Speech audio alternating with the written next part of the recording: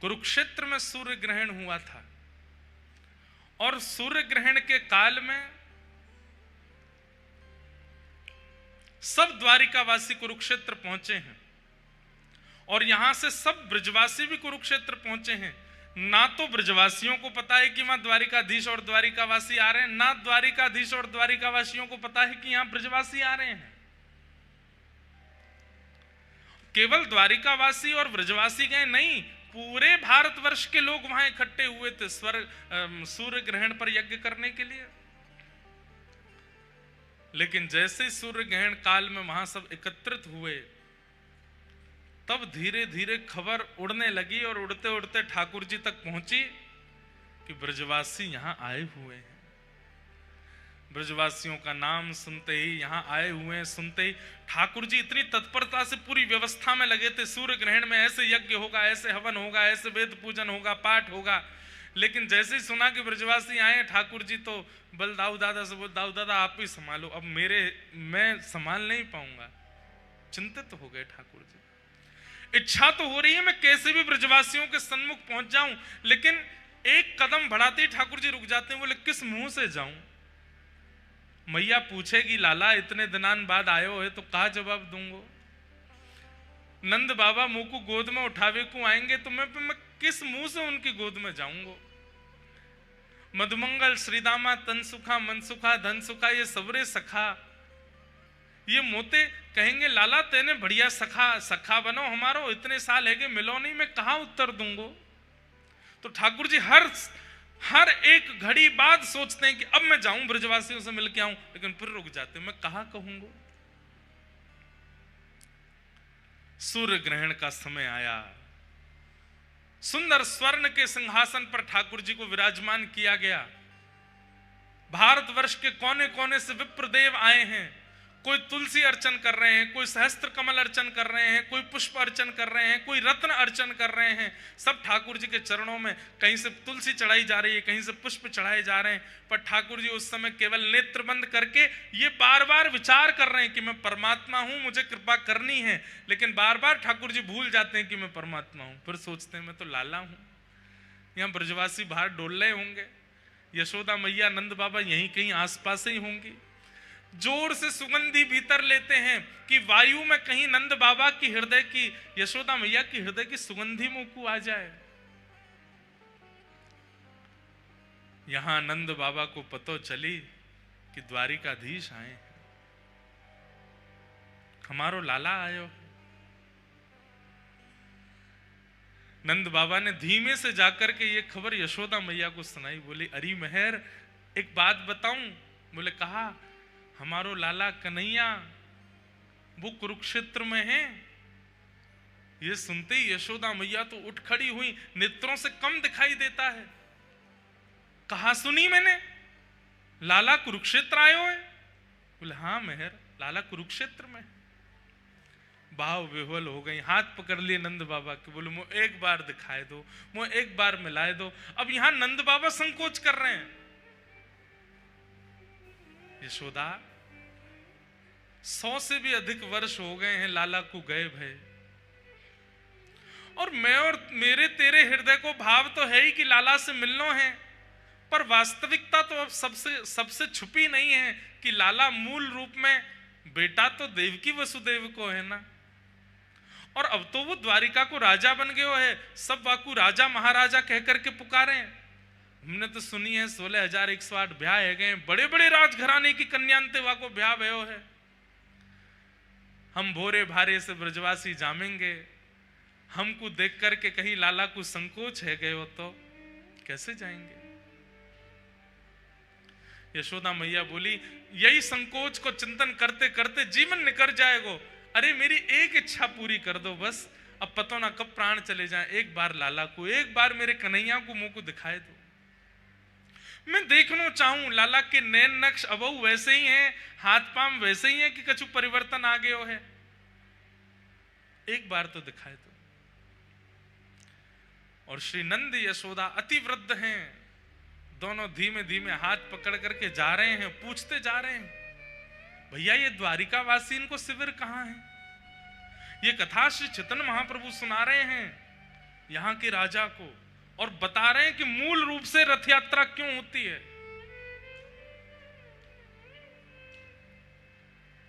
पूछते जा रहे हैं द्वारिकावासी कहाँ हैं।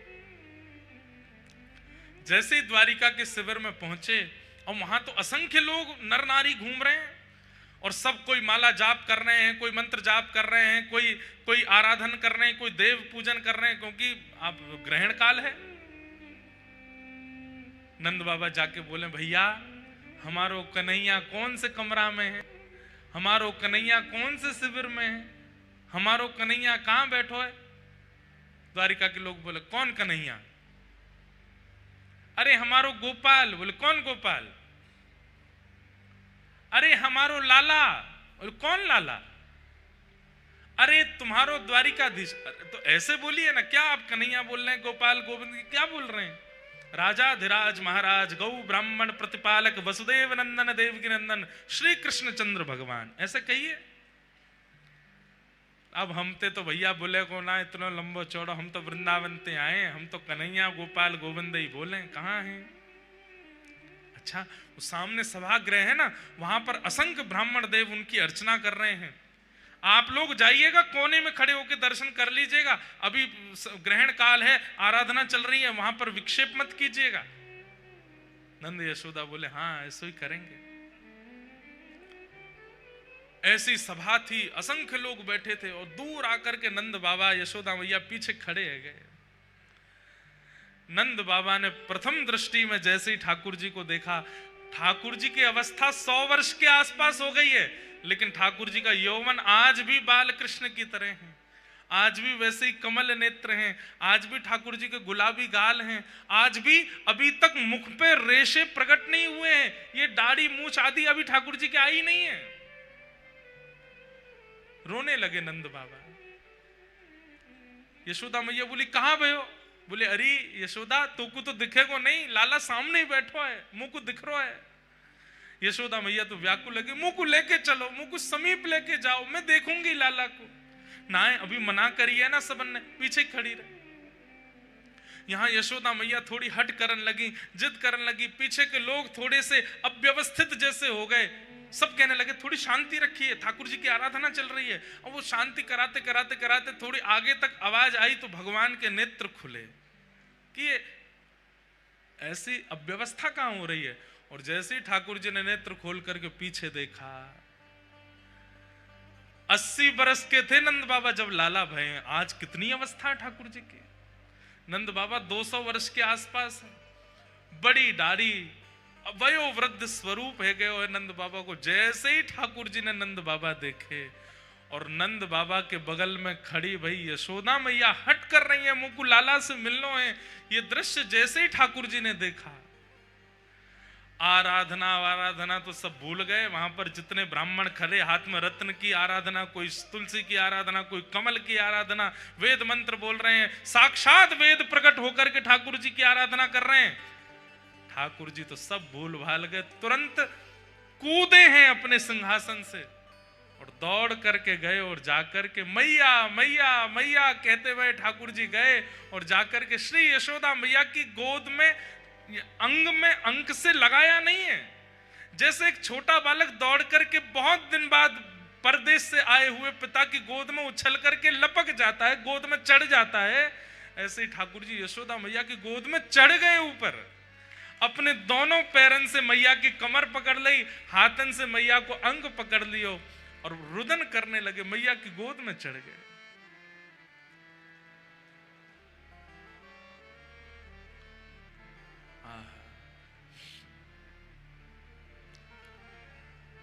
यशोदा मैया रुदन कर रही हैं।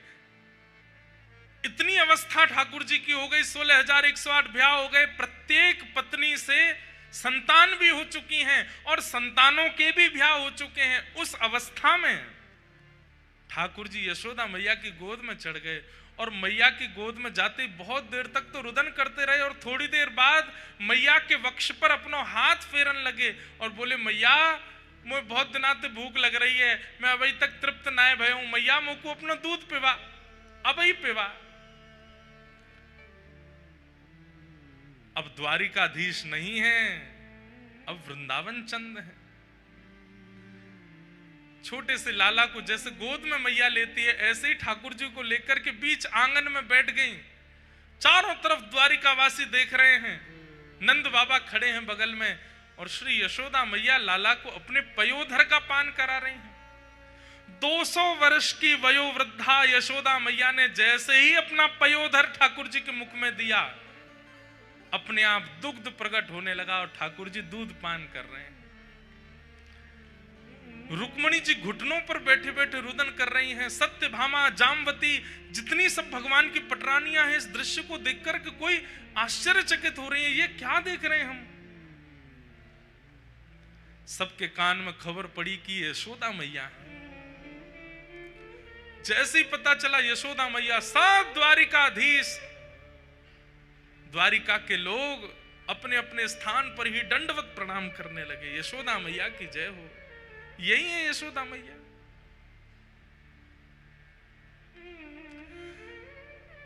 दूर से दाऊ दादा को पता चली कि मैया आई हैं, दौड़ करके आए और बोले, मैया मैं तो बचपन से कहता आया हूं, तुम या कन्हैया को ही ज्यादा प्रेम करो, आज भी वाकू अपनो पयोधर पे वाई दी। और मैं, मैया ने तुरंत अपनी दूसरी गोद कही, लाला तू भी आ जा। और श्री दाऊ दादा भी लेट गए हैं गोद में, और दाऊ दादा दूसरा पयोधर पान कर रहे हैं। दोनों मैया के पयोधर का पान कर रहे हैं। रेवती महारानी, बलराम जी की पत्नी, देखकर के वे भी रुदन कर रही हैं। सब भावुक हो गए हैं। यशोदा मैया के नेत्रों से प्रेमाश्रु झर रहे हैं। लाला के एक एक अंग को टटोल रही हैं। लाला का सिर कैसे है, केश कैसे हैं, कान कैसे, मस्तिष्क कैसे, नासिका कैसी, आंख कैसी, सब कुछ आज तक वैसा ही है जैसे वृंदावन में थे ठाकुर जी। कोई परिवर्तन नहीं हुआ।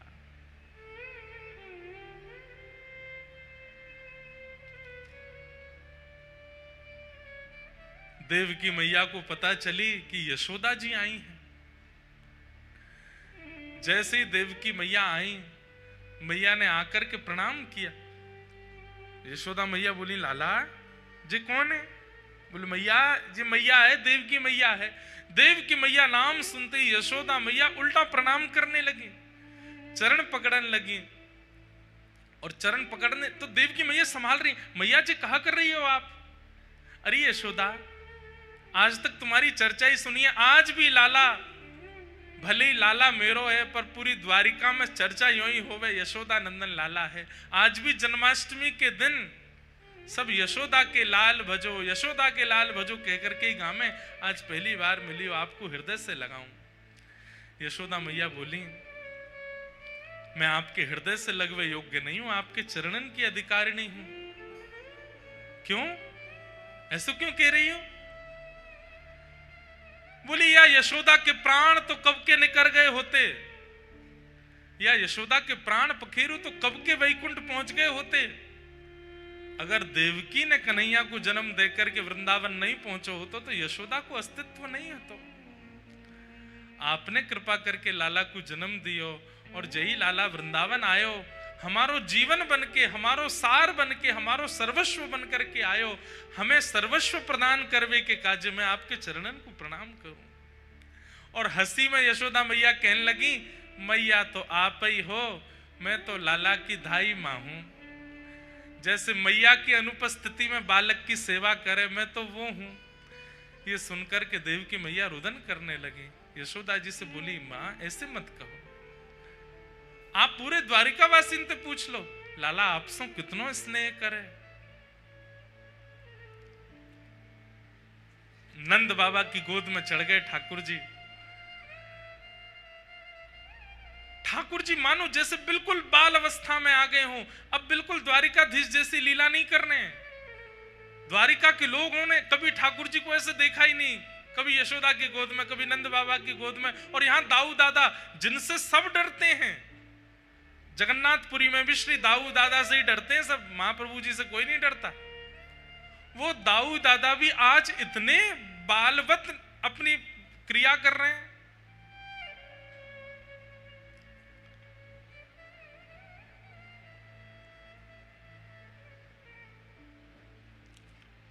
तभी ठाकुर जी के कान में खबर पड़ी, श्री राधा रानी भी आई हैं। राधा रानी का नाम सुनते ही ठाकुर जी थोड़े गंभीर हो गए और गंभीर अवस्था में आकर के मैया को तो भीतर बिठाया, सब पत्नियों से मिलवाया, सब क्रिया करी और अवसर जान करके ठाकुर जी बोले कि किशोरी जी नहीं आएंगे, मैं ही जाऊंगा। यहां किशोरी जी सब सखियों के साथ बैठी हैं।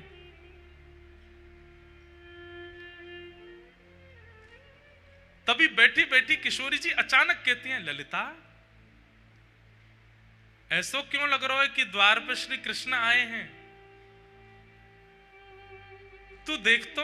ललिता जी बोली, कृष्ण नहीं आए हैं, हमें अभी अभी पता चली है कि उनकी तो आराधना चल रही है, बड़े बड़े विप्रदेव आकर के उनकी अर्चना कर रहे हैं, वो बड़े व्यस्त हैं, वो कहां से आ जाएंगे यहाँ पे। किशोरी जी बोली, नहीं ललिता तू एक बार जाकर के देखना, मुझको ऐसा लग रहा द्वार पर श्री कृष्ण खड़े हैं। विशाखा जी बोली, आपको क्यों ऐसा अनुभव हो रहा है। किशोरी जी बोली, अभी अभी जो ब्यार चली ना वायु की, वह ब्यार में श्री कृष्ण के तन की सुगंधी है और ये सुगंधी आज 100 वर्ष बाद मेरी नासिका को प्राप्त भई है। मेरा हृदय मयूर नृत्य कर रहा है, मुझको पूर्ण रूपेण विश्वास है, तुम द्वार पे जाके देखो श्री कृष्ण खड़े हैं। ललिता विशाखा जैसे ही गई और जैसे ही द्वार से पर्दा हटा करके देखा, लाल नेत्र हैं ठाकुर जी के, अश्रु बिंद भरे हैं नेत्रों में और श्याम सुंदर चुपचाप खड़े हैं नीची नजर करके। और खड़े खड़े मानो जैसे कोई कहने में तो थोड़ी अतिशयोक्ति लगती है, लेकिन अत्यंत व्याकुल व्यक्ति या अत्यंत आत्मग्लानि से भरा हुआ व्यक्ति होता है, जिसे बस ये लगता है मैं मुख कैसे दिखाऊं। ऐसे ठाकुर जी दोनों हाथ समेटे नीची नजर खड़े वहां खड़े हैं। देख करके तुरंत समस्त अष्ट सखियां आदि सब गोपियों ने सब तुरंत दंडवत प्रणाम किया। आज 100 वर्ष की प्रतीक्षा के बाद ठाकुर जी दिखे। ललिता विशाखा जी बोल रही हैं लेकिन मुख से शब्द नहीं प्रकट हो रहे हैं। कह रही हैं, श्याम सुंदर आप यहां क्यों खड़े हैं, भीतर चलिए। किशोरी जी बुला रही हैं। ठाकुर जी बस सिर हिला के इशारा कर रहे हैं, मैं अधिकारी नहीं हूं भीतर जाने का। यहां भीतर किशोरी जी व्याकुल हो रही हैं और बार बार बस यही देख रही हैं, इतना समय इतना विलंब क्यों लग रहा है, क्यों नहीं आ रहे हैं श्याम सुंदर। जैसे ही किशोरी जी बाहर निकलने के लिए अपने आसन से उठी, तभी ललिता जी बोली, देखो श्याम सुंदर आप भीतर नहीं जा रहे, किशोरी जी बाहर आ रही हैं। जैसे ही ठाकुर जी ने सुना कि किशोरी जी आ रही हैं तो अरे वो क्यों श्रमित हो रही है, मैं चल रहा हूं ना भीतर। तुरंत ठाकुर जी भीतर गए और आज 100 वर्ष के पश्चात किशोरी जी की दृष्टि के सामने ठाकुर जी हैं और ठाकुर जी की दृष्टि के सामने श्री किशोरी जी हैं। शब्द नहीं है। ये द्वारिका व्रज मिलन जब हुआ है कुरुक्षेत्र में, उस समय वार्ताएं नहीं हुई हैं, केवल सब मौन मौन हैं, एक दूसरे को देख करके ही आनंदित हो रहे हैं। सबके मन में बस एक ही भाव आ रहा है कि बोल करके किसी संवाद को प्रारंभ क्यों करें। इतने वर्ष बाद नेत्रों को श्याम सुंदर दिखे, देख लो इन्हें। ठाकुर जी किशोरी जी के चरणों में बैठ गए और चरणों में बैठ करके कहना तो चाहते हैं कि मुझे क्षमा कर दो, लेकिन कह नहीं रहे हैं। केवल हाथों से जब चरण स्पर्श किए तो स्पर्श मात्र से किशोरी जी को यह अनुभव हो रहा है कि ठाकुर जी क्षमा प्रार्थना कर रहे हैं। बंधुओं, प्रेम की एक अवस्था है, ध्यान से सुनिएगा, कि हमारा प्रेमी भले ही हमसे दूर चला जाए, हमारा प्रेमी भले ही हमसे बात ना करे, हमारा प्रेमी भले ही हमें वर्षों तक दिखाई ना दे, लेकिन फिर भी उसके प्रति हमारे चित्त में दोष उत्पन्न ना होना, यह प्रेम का स्वरूप है। ठाकुर जी द्वारिकाधीश बन गए, 16,108 ब्याह हो गए, इतना सब कुछ हो गया, लेकिन ब्रजवासियों ने कभी कोसा नहीं ठाकुर जी को। छलिया, कपटी आदि आदि जो भी कहती हैं, कहने के बाद तुरंत अपनी बातों को समाप्त कर देती हैं। जोई जोई प्यारो करे सोई मोहे भावे, भावे मोहे सोई, जोई सोई सोई करे प्यारे। श्री हितरवंश महाप्रभु हित चतुराशी जी के प्रथम पद में कहते हैं, प्रेम का स्वरूप क्या है। ठाकुर जी जो करें, प्रेमी हमारा जो करे, हमें सब स्वीकार है। ब्रजवासियों ने कभी शिकायत नहीं की ठाकुर जी से। आज 100 वर्ष थोड़े होते हैं, यहाँ कोई 10 दिन हमसे बात ना करे तो हम लोग उसके प्रति व्यंग कसने लगते हैं। 100 वर्ष बाद ठाकुर जी मिले हैं, फिर भी किशोरी जी, सब गोपियां, सखियां, नंद बाबा, यशोदा, किसी ने शिकायत नहीं की ठाकुर जी से। ये प्रेम का स्वरूप है। ठाकुर जी जिस प्रकार किशोरी जी के चरण कमलों का स्पर्श कर रहे हैं, किशोरी जी समझ गई हैं कि ये मुझसे क्षमा प्रार्थी हो रहे हैं। तुरंत किशोरी जी नीचे बैठ गई, हाथ पकड़ लिए, बोले आप क्या कर रहे हैं, ये इस प्रकार आप चरण क्यों छू रहे हैं? ठाकुर जी कह रहे हैं मुझे बहुत आत्मग्लानि हो रही है। आप ब्रजवासियों को जो कष्ट, जो पीड़ा, जो विरह मैंने दिया है, उस विरह से मुझे बहुत कष्ट हो रहा है।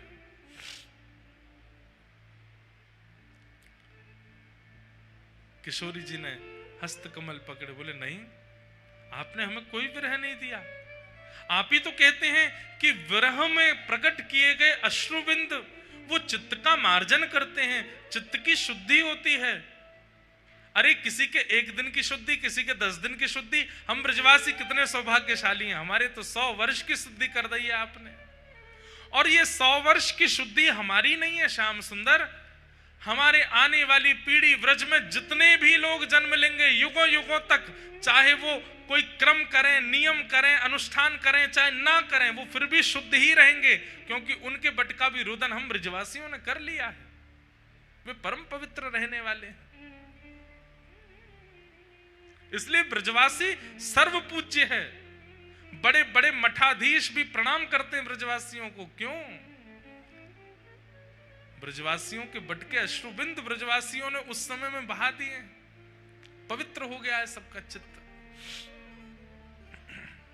और जो आत्मग्लानि के कारण ठाकुर जी बहुत असहज हो रहे थे, किशोरी जी ने तुरंत हस्तकमल पकड़ा और सब गोपियों से कहा, अरे 100 वर्ष है गए, श्रृंगार पेटी खुली नहीं है, आज श्रृंगार पेटी खोलो। और 100 वर्ष बाद आज पहली बार श्रृंगार पेटिका खुली है। ललिता जी चंदन घिस रही हैं, विशाखा जी आदि सब सखियां सुंदर सुंदर रत्न लेकर के आ रही हैं, सुंदर सुंदर पुष्प के आभूषण लेकर के आ रही हैं। और श्री किशोरी जी श्याम सुंदर को वृंदावन चंद के रूप में श्रृंगार कर रही हैं। अभी तक तो द्वारिकाधीश बनते हैं, लेकिन आज वृंदावनधीश बन रहे हैं। किशोरी जी श्रृंगार कर रहे हैं।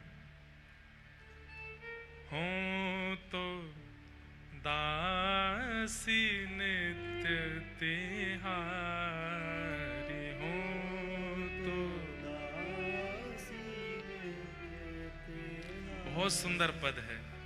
और बंधु आपको जान के आश्चर्य होगा, महाप्रभु जगन्नाथ जी आज भी इस पद को सुनते हैं। षोडश गीत श्री हनुमान प्रसाद पोद्दार जी के द्वारा लिखे गए ये 16 पद, जिसमें एक पद ठाकुर जी गाते हैं किशोरी जी के लिए, दूसरा पद किशोरी जी गाती हैं ठाकुर जी के लिए। उसमें ये पद मुझे अति प्रिय है और महाप्रभु जगन्नाथ जी को भी बहुत प्रिय है। किशोरी जी गा रही हैं ठाकुर जी को सहज करने के लिए।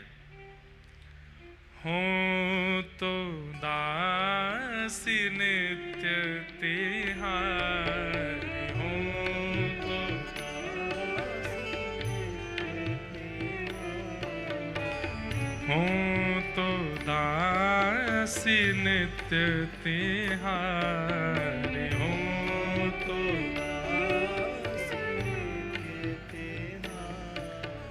हो तो दासी नित्य तिहारी, हो तो दासी नित्य तिहारी। प्राणनाथ जीवन धन मेरे, प्राणनाथ जीवन धन मेरे, प्राणनाथ जीवन धन मेरे, प्राणनाथ जीवन धन मेरे। हो तुम पे मैं बलिहारी,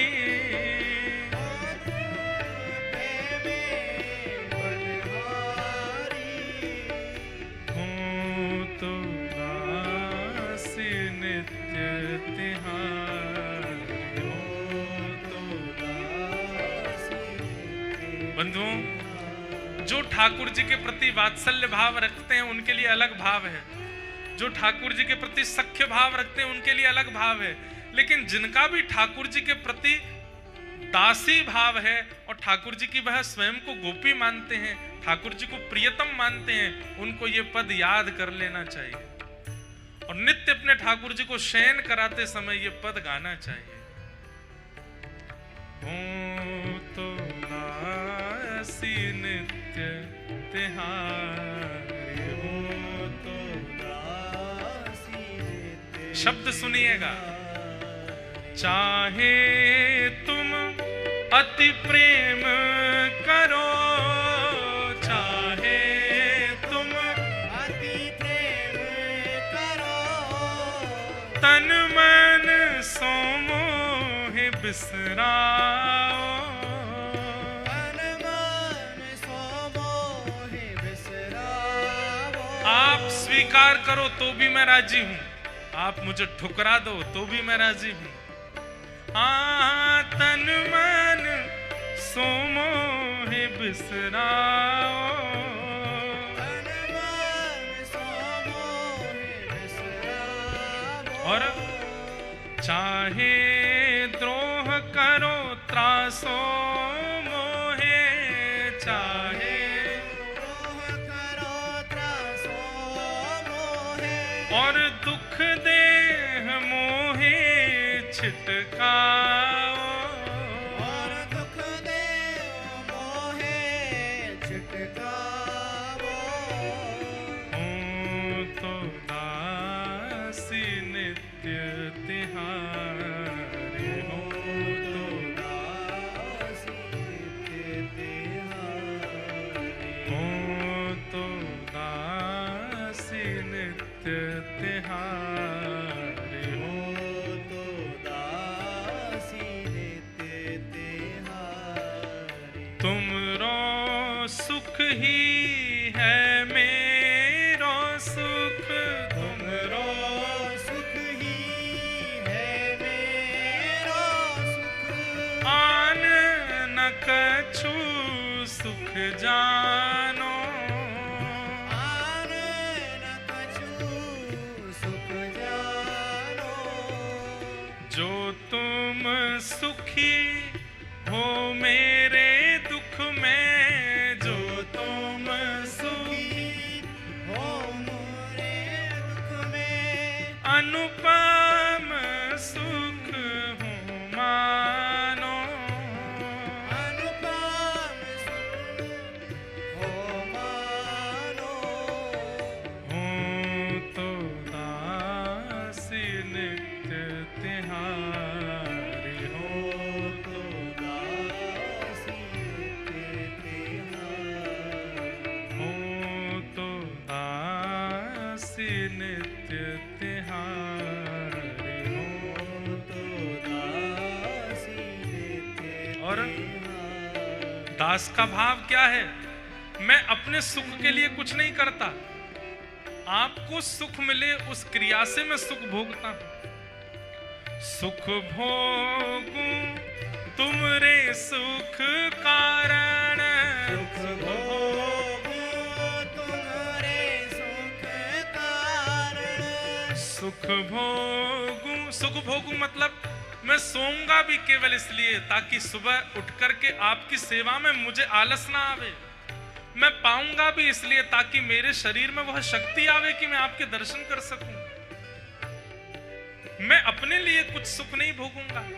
कहते हैं कि जगन्नाथपुरी के गंभीरा में जब चैतन्य महाप्रभु सोते नहीं थे, पाते नहीं थे, तब राय रामानंद आदि जो सेवा में रहते थे वे जाकर के महाप्रभु जी के चरणों में प्रणाम करते कि महाप्रभु जी कुछ पा लीजिए। तो महाप्रभु जी मना करते, मुझे सुख नहीं है। तब महाप्रभु जी के संग में सेवक जन जो थे वे आचार्य चरण कभी कभी झूठ बोल देते और वे कहते, आपको जगन्नाथ जी से मिलना है ना, आप चाहते हैं ना कि श्याम सुंदर आपसे मिलने के लिए आए, तो अति सहज अति सरल चेतन महाप्रभु बन जाते और कहते, हाँ मैं तो चाहूं कि वो मुझसे मिले। बोले वो तभी मिलेंगे, कल मुझे मिले थे, मुझसे मिलके कह रहे थे मैं कृष्ण चैतन्य से मिलूंगा। सुनते ही महाप्रभु जी आनंदित हो जाते। ठाकुर जी ने तुमसे कहा वो मुझसे मिलेंगे, कहाँ मिलेंगे, कब मिलेंगे? लेकिन उन्होंने तो कहा है वो तब मिलेंगे जब आप प्रसाद पाओगे। चैतन्य महाप्रभु तुरंत कहने लगते, जल्दी लेकर के आओ, जल्दी भात परोसो, जल्दी दालमा दो, जल्दी मुझे पवाओ। वो प्रसाद पाते, खूब प्रेम से पाते, और पाने के बाद तुरंत पकड़ लेते। अब बताओ ना, मैंने प्रसाद पा लिया, कब मिलेंगे?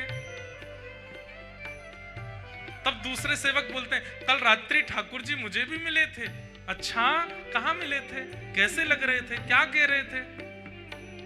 ठाकुर जी कह रहे थे, बोले कृष्ण चैतन्य यदि शयन करेंगे तो मैं उनसे मिलूंगा। तुरंत महाप्रभु जी लेट जाते, चद्दर ओढ़ लेते और जल्दी जाओ बाहर, यहाँ से दिए बुझा दो, मैं शयन करूंगा, क्योंकि ठाकुर जी ने कहा है शयन करूंगा तो वो मुझसे मिलेंगे। ऐसे सेवक जन महाप्रभु जी को बहाना दे दे करके सुलाते हैं, खिलाते हैं। अपनी इच्छा से नहीं सोते, अपनी इच्छा से नहीं पाते हैं। प्रेम मार्ग बहुत कठिन है बंधुओं, या तो इस मार्ग में आइएगा नहीं, और आइएगा तो आपसे बड़ा सौभाग्यशाली कोई नहीं।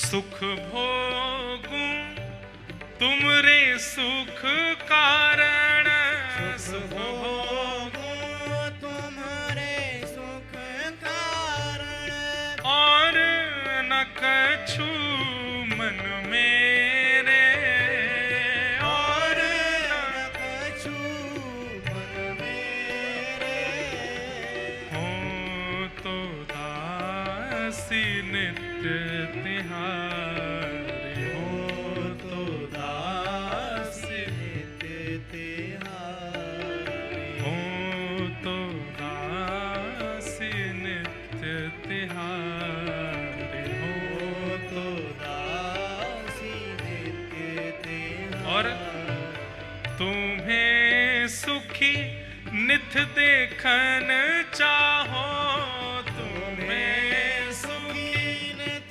देखन चाहो, तुम्हें सुखी नित देखन चाहो, तुम्हें सुखी नित देखन चाहो, निस दिन सांझ सवेरे, निस दिन साँझ सवेरे, तुम्हें सुखी देखन हित, हाँ तुम्हें सुखी देखन हित, निज तन मन को सुख देने, निज तन मन को सुख देने, हो तो दासी नित्य प्यारे, हो तो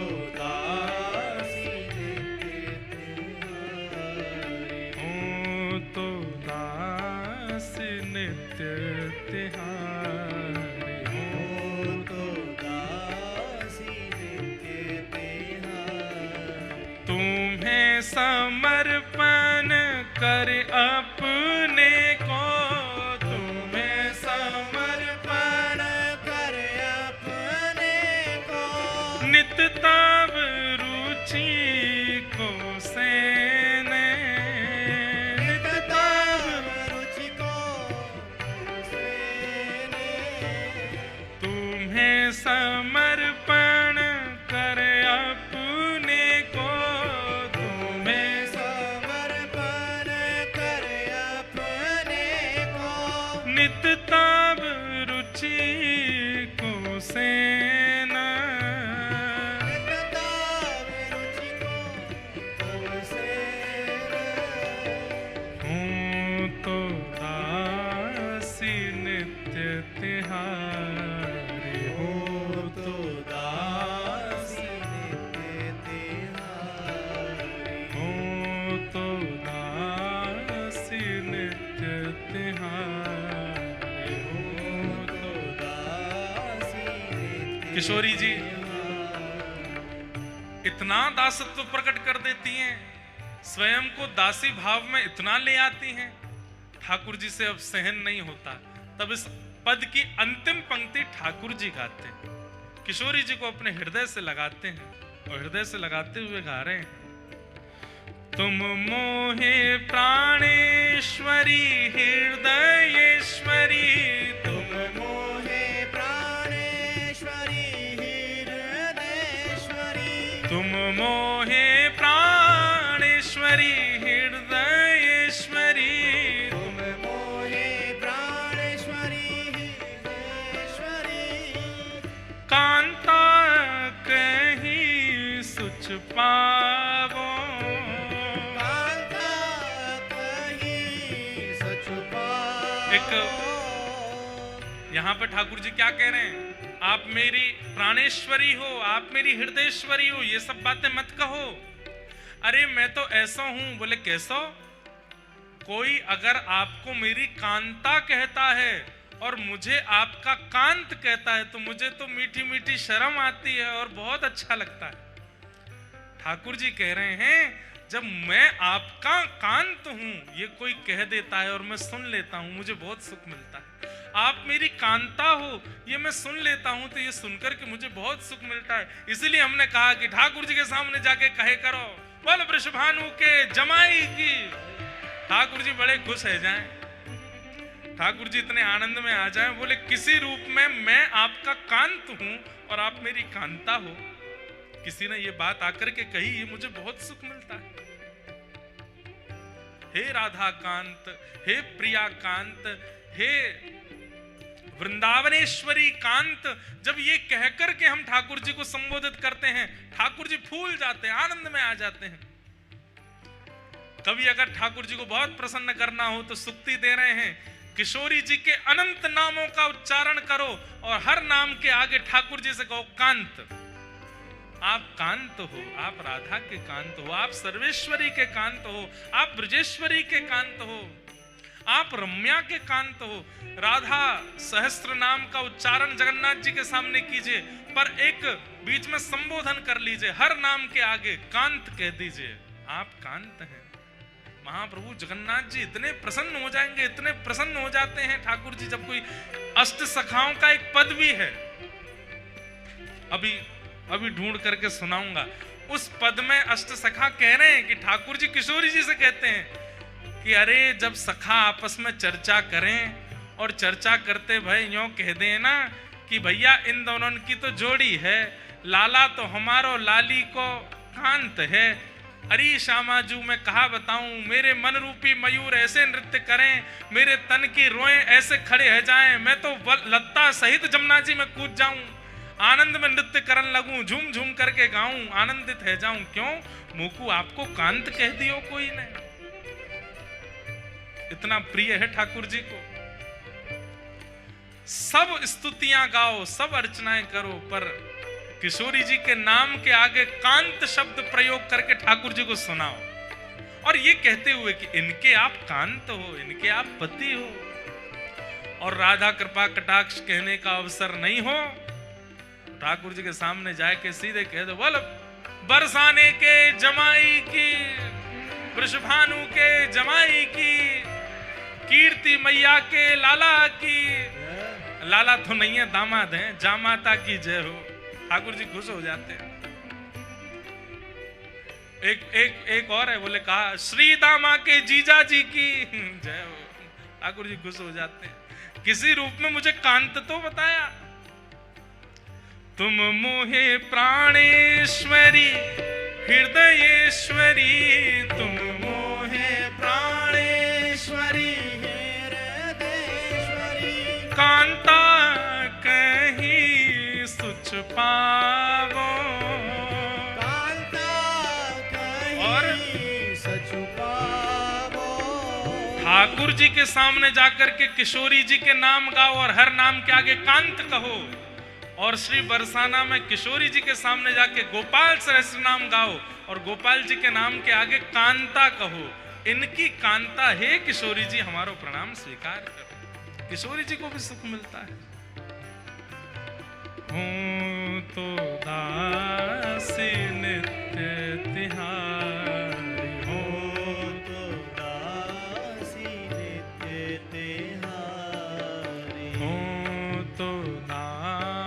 दासी नित्य तिहारी हो तो दासी नित्य तिहारी। याते हो स्वीकार करो सब, याते हो स्वीकार करो सब। यद्यपि मन में सकुचाओ, यद्यपि मन में सकुचाओ। वैसे तो मेरे मन में बहुत संकोच हो वे किशोरी जी, पर कोई आपको कांत कह करके मुंह को बुलावे तो मैं वाकु स्वीकार करूं, मुझ को बहुत आनंद आ रहा। हाँ हो तो दासी नित्य तिहारी हो तो दासी नित्य तिहारी। हो तो दासी नित्य तिहारी हो तो दासी नित्य तिहारी। हो तो दासी नित्य तिहारी हो तो दासी नित्य तिहारी। अपने संपूर्ण कथा समय काल में हमने आज ये तीसरी बार पद गाया होगा, इससे पहले 2 बार और गाया है। और हमारी एक बात है कि हमको जो बहुत प्रिय लगता है वो सबसे कम बोलते हैं, सबसे कम गाते हैं कथा में। जो बहुत प्रिय होता है वो सबसे कम उसका प्रयोग करते हैं कथा में। किशोरी जी और ठाकुर जी का कुरुक्षेत्र में रास विहार हुआ। ठाकुर जी ने 100 वर्ष बाद रास किया। पूरे ब्रजवासियों के पास खबर फैल गई कि द्वारिकाधीश कन्हैया हमारो आए गयो है। सब ब्रजवासी इकट्ठे है गए और सबने आए करके लाला पकड़ लिए। वो लाला तू परसों की कह के गए, बरसों बीत गए, लौट के नहीं आए हो वृंदावन। दाऊ दादान को कछु सखान ने घेर लिया और ठाकुर जी को सब ब्रजवासी और द्वारिकावासी सब एक हो गए। और द्वारिकावासी भी ठाकुर जी के चरणों में प्रणाम करके निवेदन करने लगे, हे ठाकुर जी, इन ब्रजवासियों का इतना प्रेम, इतना स्नेह है, वचन निभा दीजिए ना। द्वारिका से तो वृंदावन फिर भी दूर है, कुरुक्षेत्र के तो पास ही है। ठाकुर जी ने आज्ञा दी, ठीक है हम ब्रज चलेंगे। और तब सब ब्रजवासियों ने आनंद में भर के महाराज सुंदर सुंदर रथों का निर्माण किया। उसमें सुंदर चक्के लगाए गए, ऊपर से कपड़ा लगाए गए, कोई लोहा का प्रयोग नहीं, केवल लकड़ी से ठाकुर जी का रथ तैयार किया। और एक रथ में श्री ठाकुर जी विराजमान भये, एक रथ में श्री बलभद्र जी विराजमान भये, एक रथ में सुभद्रा जी और सब द्वारिका के लोग विराजमान भये। जैसे हमारे सब पंडा पुजारी लोग रथ में कितने चढ़ जाते हैं, कोई गिनती नहीं उनकी। कई बार तो गिनती करने पर आता है 500 पंडा पुजारी चढ़े एक ही रथ के ऊपर। कभी कभी आप देखेंगे नीचे जो रथ के चक्का है ना, इन चक्काओं के बीच में भी जगह होती, वहां बैठे होते हैं भीतर। ऐसे ही सब ब्रजवासी जन और सब द्वारिका के लोग एक ही रथ में सब लोग चढ़ गए। और महाराज प्रेमी जन, ब्रजवासी जन खींच खींच करके रथ को श्री कुरुक्षेत्र से व्रजधाम लेकर के जा रहे हैं, वृंदावन लेकर के आ रहे हैं। और श्री ठाकुर जी 100 वर्ष बाद वृंदावन पधारे। यहां किशोरी जी सब सखियों के साथ जब वृंदावन थोड़ी दूरी पर रह गया है, तब किशोरी जी ने आज्ञा ली है, बोले कि अब हम पहले पहुंच जाएं। बोले क्यों, आप आएंगे तो आपकी स्वागत की सब व्यवस्था होगी। तो सब ब्रजवासी जनों ने द्वारिका के लोगों से कहा कि अब थोड़ी दूर ब्रज रह गया है, आप ही रथ खींच के लाओ, हम ब्रज में जा रहे हैं, सब व्यवस्था करें।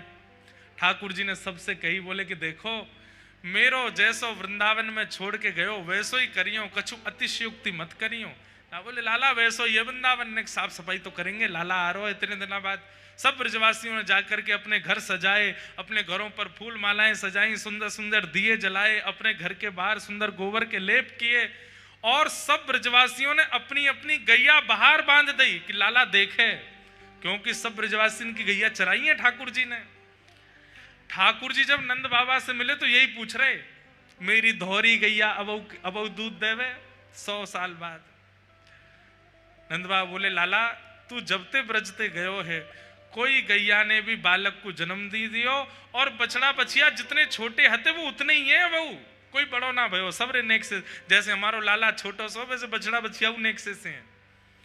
बंधुओं, त्रेता में 14 वर्ष का वियोग दिया था अयोध्या वासियों को, पर ब्रजवासियों को 100 वर्ष का वियोग दिया।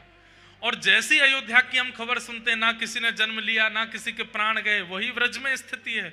लेकिन व्रज में एक और बात है कि कोई बड़ा छोटा भी नहीं हुआ, सब उतने ही हैं। ठाकुर जी के सब बछड़ा बछिया भी आज उतने ही हैं। असंख्य गाय ठाकुर जी का स्वागत कर रही हैं। ठाकुर जी रथ से उतर करके गायों को प्रणाम करते हैं, एक एक गैया को अपने हृदय से लगाते हैं, ब्रज को प्रणाम करते हैं, वृक्षों को हृदय से लगाते हैं। घर घर जाकर के ठाकुर जी सुंदर माखन मिश्री को भोग लगा रहे हैं। सब द्वारिका के लोग इस लीला का दर्शन कर रहे हैं। अभी तक तो द्वारिका के लोगों ने केवल लीला सुनी थी, आज प्रत्यक्ष दर्शन हो रहा है व्रज का। ठाकुर जी सब द्वारिका के लोगों को बता रहे हैं, यहाँ पे हम यूं गैया चराते, यहाँ पे हम ये लीला करते, यहाँ पे ये लीला करते। और ये लीलाएं दर्शन करके सब ब्रजवासी अति आनंदित हो गए। सब ब्रजवासी लाला को कंधा पे उठा करके नृत्य करने लगे। कन्हैया ले चल पल्ली पार, जहां विराजे राधा रानी, जहां विराजे श्यामा प्यार, अलबेली सरकार, संवरिया ले चल पल्ली।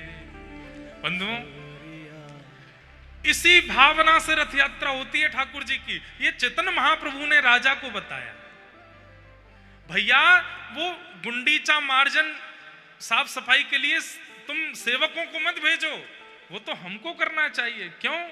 बोले क्योंकि हमारे ठाकुर जी वृंदावन आ रहे हैं, हमारे ठाकुर जी वृंदावन वापस आ रहे हैं। ये वही लीला का यहां पर दर्शन होता है। ये रथ में विराजमान होकर ठाकुर जी वृंदावन जाते हैं। आप लोगों को रथ यात्रा में आकर के ठाकुर जी के रथ के आगे नाचना चाहिए, भुजा उठा करके आनंदित होना चाहिए। और एक दिन पूर्व आकर के गुंडीचा में जाके चाहे जहां एक कोना भी मिल जाए अपने हाथ से मार्जन करना चाहिए, इसी भाव से कि हम ब्रजवासी हमारे श्याम सुंदर आ रहे हैं। इस बार तो हमने उल्टा रथ का दर्शन किया था, पर ठाकुर जी कृपा करेंगे, एक बार ठाकुर जी जब रथ में विराजमान होके आते हैं, हम सब भी यहाँ पे ऐसी योजना बने यही कथा हो जाए और सबरे श्रोताओं के साथ जाएंगे, गुंडीचा में जाके झाड़ू लगाएंगे, पूरे गुंडीचा को धोएंगे। हम तो ब्रजवासी, हमारा तो अधिकार है, लाला आवेगो। बढ़िया कलशों में जल भर भर के जाएंगे, गुंडीचा को साफ करेंगे, स्वच्छ करेंगे और श्री रथ के आगे खूब उछल उछल के नाचेंगे, इसी भाव से कि हम ब्रजवासी, हमारो लाला आ रहा हो वापस। असंख्य असंख्य अश्वमेध यज्ञ, असंख्य असंख्य तीर्थ यात्राओं का फल केवल महाप्रभु जगन्नाथ जी के जन्म वेदी पर विराजमान दर्शन करने मात्र से प्राप्त हो जाता है, जब गुंडीचा में विराजते हैं। इस बार हमने दर्शन किए गुंडीचा में, और गुंडीचा में ठाकुर जी अलग ही लगते हैं। यहाँ जो ठाकुर जी दिखते हैं, गुंडीचा पहुंचते ही ऐसे लगते हैं लाला बन गए, छोटे से गोपाल जी मैया के पास आए हैं, उसी भाव से लगते हैं। और भैया हमारी एक बात सुनो, 3 दिन हो गए कथा को, हम चाहे जितनी भी बात कहते रहे, महाप्रसाद के प्रति कहते रहे, मंदिर के प्रति कहते रहे, नील चक्र के प्रति कहते रहे, महोदधि के प्रति कहते रहे, महाप्रभु जगन्नाथ जी, सुभद्रा जी, बलभद्र जी, सुदर्शन जी के प्रति कहते रहें, बिमला मैया के प्रति कहते रहें, पर ये सब भाव हैं। क्या हैं? और भाव बिना भाव के नहीं आते।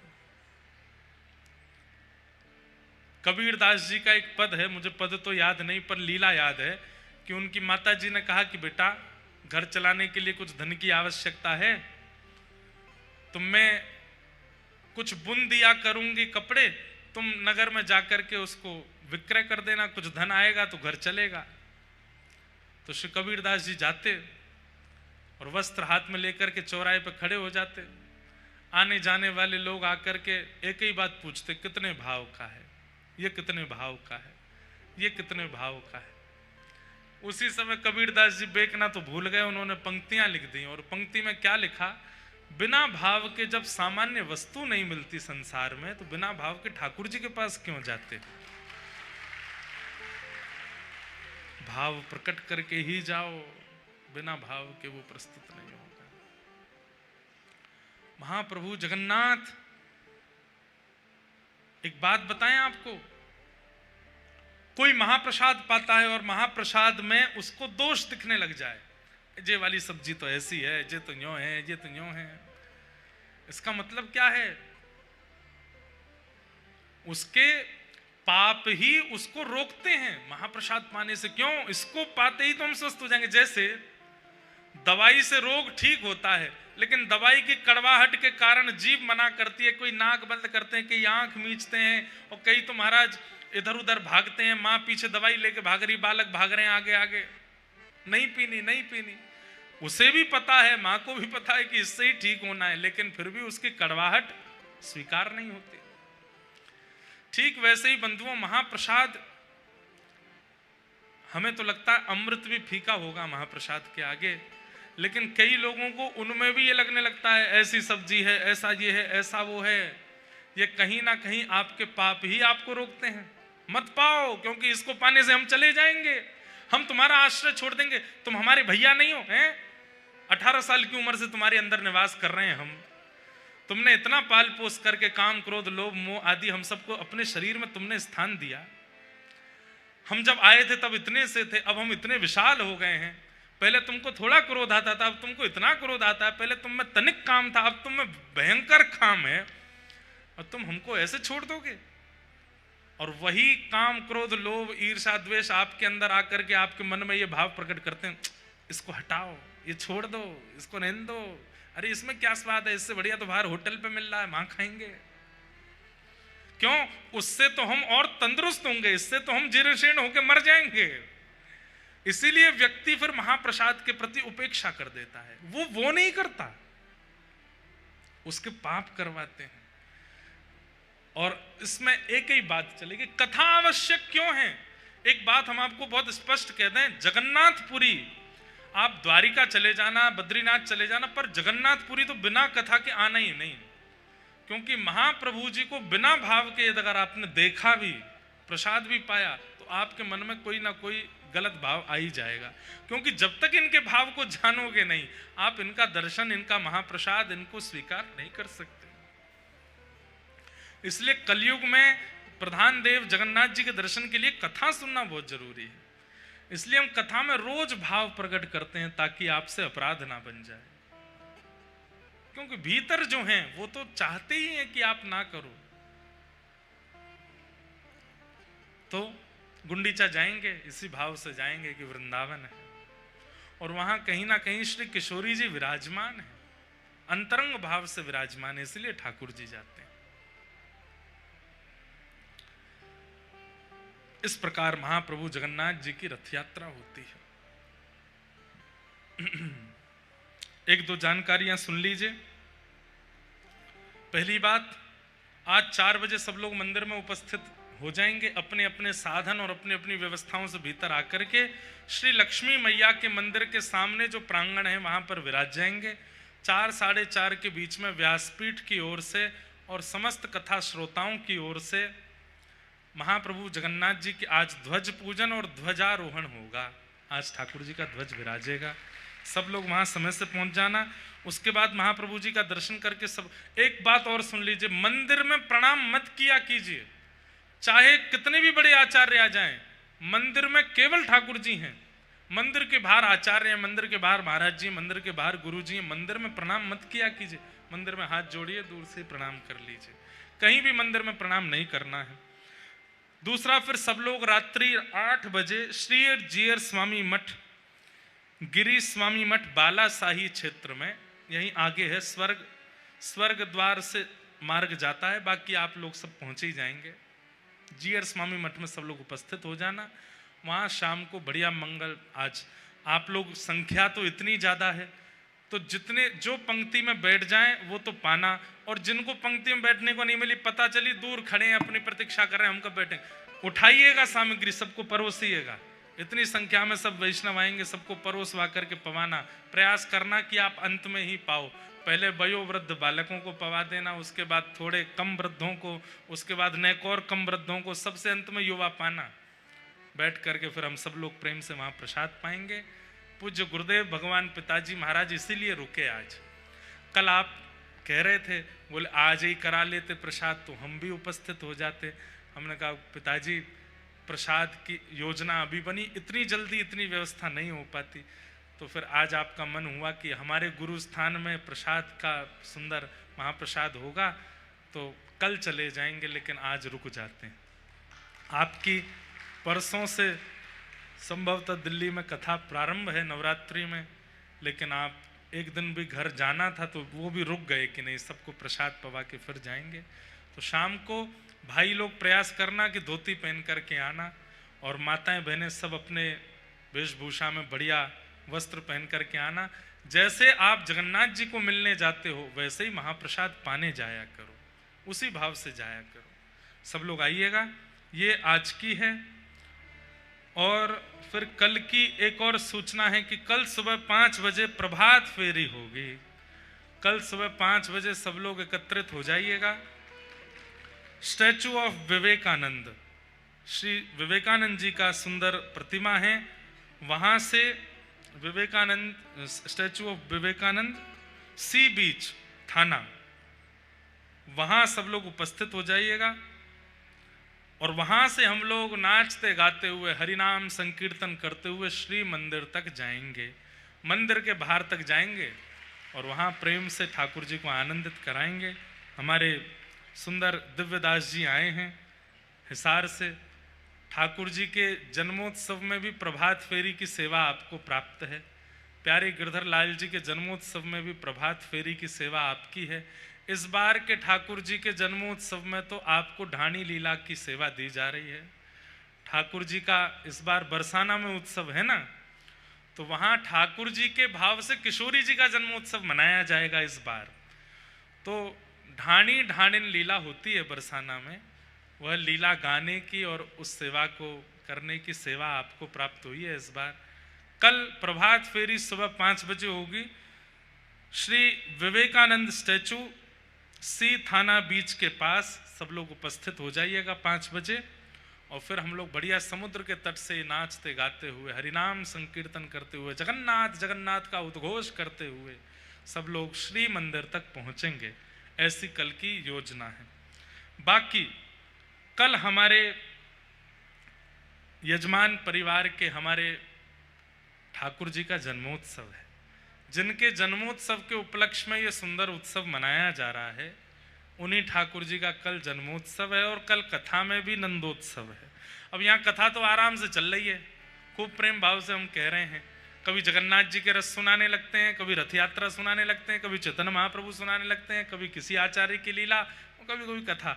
तो यहाँ तो श्री जगन्नाथ रसामृत और भागवत श्रीमद् भागवत कथा मिश्रित चल रही है। तो कल कथा में जन्मोत्सव होगा और आपके ठाकुर का उत्सव भी मनाया जाएगा। जब कभी भी हमको कथा में विशेष उत्सव मनाना होता है तो हम कुछ विशेष लीला करते हैं। कल देखते हैं, कल की कल पे जाएगी कि विशेष लीला कैसी होगी। तो कल कथा में आप सब लोग श्वेत वस्त्र पहन करके आना। आप कहोगे महाराज जी नंदोत्सव में तो कहते हैं पीले पहनो, श्वेत पहन के आना, पीले करने की जिम्मेवारी हमारी है आप तो श्वेत ही पहन के आना।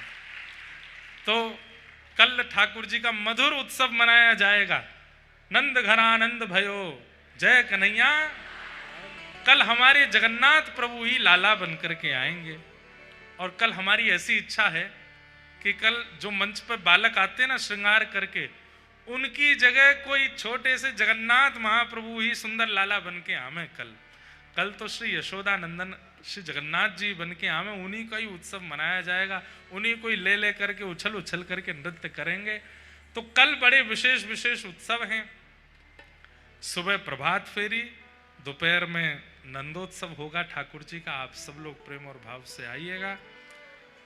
हमें तो लग रहा है कि पूज्य पिताजी महाराज का बैठे बैठे मन हो रहा है कि कल भी रुके ही जाएं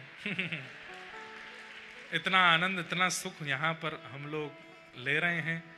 और आप सब लोग देखिए, जगन्नाथपुरी में भीड़ इकट्ठा करना बड़ी बड़ी बात होती थी। हमने यहाँ पहले भी 2 कथाएं की हैं। यहाँ लोग बाग इकट्ठे होते नहीं, लोकल लोग भी सुनने आते नहीं कथा, परंतु महाप्रभु जगन्नाथ जी की ऐसी कृपा है, इतने जगन्नाथपुरी के लोग कथा में आते हैं, इतनी संख्या में लोग, आप सब लोग कथा सुनने आ रहे हैं, जगह नहीं बची है। कल तो हमको यहाँ व्यवस्था करानी पड़ेगी कि महाप्रभु जगन्नाथ जी का जो आगे द्वार बना है उनको कहीं विराजमान करेंगे ताकि लोग बाग जो खड़े हैं वो बैठ सकें, प्रेम से कल उत्सव मन सके ठाकुर जी का। तो कल बड़े प्रेम और भाव से ठाकुर जी का मंगल उत्सव मनाया जाएगा। ये जानकारी, और कोई जानकारी रह तो ना गई भैया, हम थे हैं सबरी है गई। तो शाम को मंदिर में मिलेंगे, रात्रि में जीयर स्वामी मठ में मिलेंगे, सवेरे थाना पे मिलेंगे। थाना पे थाने पे क्यों मिल रहे हैं, देखो इसके पीछे भी कारण है। थाना क्या है? बंधन। थाना क्या है? बंधन। और जब हमारी कल सुबह प्रभात फेरी शुरू होगी उससे पहले हम बंधन में हैं, लेकिन ज्यों ज्यों नृत्य करते हुए कहां जाएंगे? श्री मंदिर तक। और श्री मंदिर क्या है? मुक्ति द्वार। थाना यानी बंधन द्वार से जाएंगे मुक्ति द्वार। थाना है मानो जन्म स्थान, और श्री मुक्ति द्वार यानी कि श्री मंदिर है वैकुंठ। तो अपनी पूरी जीवन यात्रा हम कल करते हुए श्री मंदिर जाएंगे। ये भी देखो अपने आप ही हो गया कि थाना से शुरू होगी यात्रा, बंधन से प्रारंभ होगी यात्रा, और मुक्ति की ओर हम लोग प्रस्थान करेंगे। वास्तव में कल की प्रभात फेरी में जो उछल उछल के खूब नृत्य करते हुए आनंद करेगा, पानी की बोतल संग में रख लेना, क्योंकि कई बार बहुत ज़्यादा जोश में नृत्य करते हैं तो बेहोश हो जाते हैं, गिर पड़ते हैं। जल पीते रहिएगा, हाइड्रेट रहिएगा, पसीना पहुँचते चलिएगा, और प्रेम से भाव से हम लोग गाते नाचते। हम थोड़ा धीरे गाएंगे क्योंकि कथा भी करनी है, पूरा जोर हमारे दिव्यदास जी लगाएंगे, खूब जोर जोर से हम लोग आनंद करेंगे। हमारे मस्तराम बाबा भी पधारे हैं, और ये नहीं रहेंगे तो फिर तो प्रभात फेरी पूरी होने से रही। तो कल आप भी आगे महाराज, ऐसा लगे कि जय बलभद्र भैया का। महाराज जी जब अपना डंडा लेकर के चलते हैं तो ऐसा लगता है कि साक्षात हलधर चल रहे हैं। तो महाराज जी जब हमारे उत्सव में आ जाते हैं तो ऐसा लगता है कि अब हलधर भैया आ गए, सब व्यवस्था अपने आप सिमट जाएगी। जो नहीं नाचेगो बापे दृष्टि महाराज जी की पड़ेगी, और महाराज जी तुरंत अपना डंडा दिखाएंगे, अरे उछल नहीं रहो है, नाच नहीं रहो है, प्रेम से नृत्य करते हुए चलो। कल का एक आंकड़ा रखिएगा, कम से कम 1500 से 2000 कैलोरीज बर्न होनी चाहिए आपकी, वजन घटना चाहिए, भजन बढ़ना चाहिए। कल ऐसा आनंद जगन्नाथपुरी में हम लोग करेंगे। धर्म स्वनिष्ठितः पुंसां विश्वक्सेन कथासु यः नोत्पादयेदधिरतिं श्रम एव हि केवलम्। कहते हैं हमने कितने भी पुण्य अनुष्ठान किए हों, कितनी भी तीर्थ यात्रा करी हों, कितने भी व्रत किए हों, लेकिन ठाकुर जी की कथा में अगर हमारी रति नहीं हुई है तो हमारे द्वारा किए गए व्रत अनुष्ठान नियम तीर्थ यात्रा सब ठाकुर जी ने स्वीकार नहीं किए हैं। समझ में आ रही बात? अगर कथा में आपकी रुचि नहीं है तो इसका मतलब आपके द्वारा किए गए जितने भी तीर्थ अनुष्ठान आदि हैं ये सब ठाकुर जी स्वीकार नहीं करते हैं। आपके द्वारा किए गए सब अनुष्ठान व्रत सब ठाकुर जी स्वीकार करते हैं। इसका प्रमाण ही यही है कि कथा में रुचि होना, कथा में लगन होना, कथा में मन लगना।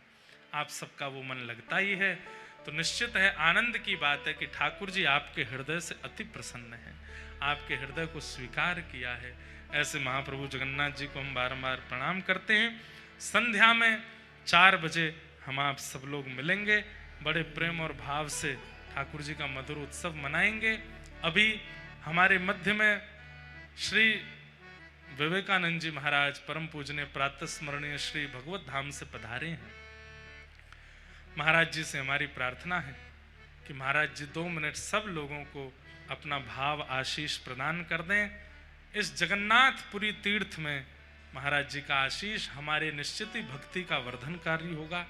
आरती से पहले जो जाएंगे उनको अपने बगल वाले की सौगंध है, बैठे रहो, चुपचाप सब लोग श्रवण करेंगे महाराज जी के भाव, उसके बाद ही यहाँ से प्रस्थान करेंगे और फिर एक संकीर्तन करते हुए आज की कथा को विश्राम देंगे। जय